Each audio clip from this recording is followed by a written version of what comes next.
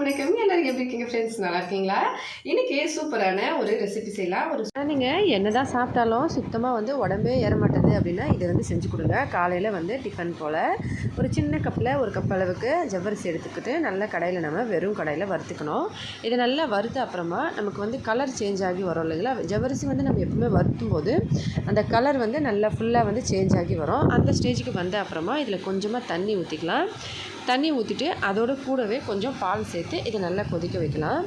குழந்தைங்க பொதுவாகவே சரியான ஃபுட்டு வந்து டேஸ்ட்டாக இருந்தாலும் ஒரு சில டைமில் சாப்பிட மாட்டாங்க. ஒரு சில டைமில் பசிக்கவே இல்லைன்னு சொல்லிட்டு அப்படியே வந்து விளையாடிட்டே இருப்பாங்க.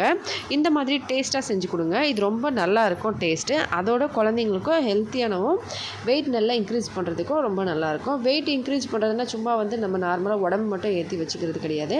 ஹெல்த்தியான ஒரு வெயிட் கெயினாக இருக்கும். குழந்தைங்க வந்து நல்லா ஹெல்த்தியாகவும் வெயிட் அதிகமாகவும் இருப்பாங்க. அப்போ வந்து குழந்தைங்க ரொம்ப வீக்காக வந்து ஃபீல் ஆகாமல் இருக்கும். குழந்தைங்க வந்து ஒரு சில டைமில் அப்படி நடந்தாலே தடுக்கி கீழே விழுற மாதிரி இருப்பாங்க. அந்தளவுக்கு வீக்காக இருப்பாங்க.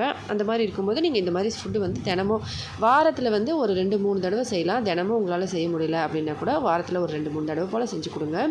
ஜவ்வரிசி பாதி அளவுக்கு வேகட்டும். ஃபஸ்ட்டு தண்ணி ஊற்றி நம்ம ஜவ்வரிசி பாதி அளவுக்கு வெந்த அப்புறமா கொஞ்சமாக சர்க்கரை, ஒரு 2 கப்பு பால். நான் வந்து சின்ன கப்பில் ஜவ்வரிசி எடுத்ததுனால அதில் வந்து அதே அளவுக்கு பால் வந்து 2 கப் எடுத்திருக்கேன். ஒரு 2 கிளாஸ் தண்ணி ஊற்றி ஃபஸ்ட்டு வேக வச்சுருந்தேன். பாதி வெந்த அப்புறமா 2 கப் பால் ஊற்றிட்டு இப்போ இதை நல்லா மிக்ஸ் பண்ணிக்கலாம். இனிப்புக்கு நான் கொஞ்சமாக சர்க்கரை தான் சேர்த்துருக்கேன், அதிகமாக சர்க்கரை சேர்க்கலை. உங்களுக்கு இனிப்புக்கு எந்த அளவுக்கு வேணுமோ நீங்கள் அந்த அளவுக்கு சேர்க்கலாம். இல்லை நாட்டு சர்க்கரை யூஸ் பண்ணுவீங்கன்னா நாட்டு சர்க்கரை யூஸ் பண்ணிக்கோங்க. உங்களோட ஃப்ளேவர் வீட்டில் எந்த வந்து குழந்தைக்கு ரெகுலராக கொடுக்குறீங்களோ அதையும் வந்து சேர்த்துக்கலாம். இப்போ இதை கொதிக்க விடுங்க. நல்லா கொதிக்கட்டும். ஓரளவுக்கு கொதித்த அப்புறமா இதில் வந்து நாம் ஏற்கனவே நல்லா சின்ன சின்னதாக கட் பண்ணி வச்சுருக்க இந்த மாதிரி பேரிச்சம்பழம் எல்லாத்தையும் சேர்த்துக்கலாம். நான் ஒரு கப் அளவுக்கு இதை ஒரு அரை கப்பு வந்து எடுத்து இந்த மாதிரி சின்ன சின்னதாக கட் பண்ணி எடுத்து வச்சுருக்கேன். அரை கப்பு பேரிச்சம்பழத்தை இதில் சேர்த்து நல்லா மிக்ஸ் பண்ணிடலாம். மிக்ஸ் பண்ணிவிட்டு அதுக்கப்புறமா அடுப்பை ஆஃப் பண்ணி ஒரு ஜஸ்ட்டு இப்போ நம்ம ஜவ்வரிசி பாதி அளவு தானே ஃபஸ்ட்டு வெந்திருந்தது. நம்ம பாலும் தண்ணியும் ஊற்றி மறுபடியும் கொதிக்க வைக்கும்போது 3/4 பாகம் வெந்துடும். மீதி வந்து நம்ம மறுபடியும் ஜவ்வரிசி வேகிறதுக்கு இன்னும் கொஞ்சம் டைம் எடுக்கும் இல்லையா? நம்ம அதில் பேரிச்சம்பழமும் சேர்த்துட்டு இப்போ எல்லாத்தையும் ஒன்றா சேர்த்து நல்லா கொதிக்க விடுங்க. ஸ்லோவான மீடியம் ஃப்ளேமில் வச்சு நல்லா கொதித்து நல்லா சாஃப்டாக வந்த அப்புறமா இதை வந்து குழந்தைங்களுக்கு காலையில் பிரேக்ஃபாஸ்ட்டாக கொடுங்க. வாரத்தில் முடிஞ்ச வரைக்கும் ஒரு 2-3 தடவையாச்சும் செஞ்சு கொடுங்க. குழந்தைங்க ரொம்ப ஹெல்த்தியாகவும் வெயிட் கெயினாகவும் இருப்பாங்க.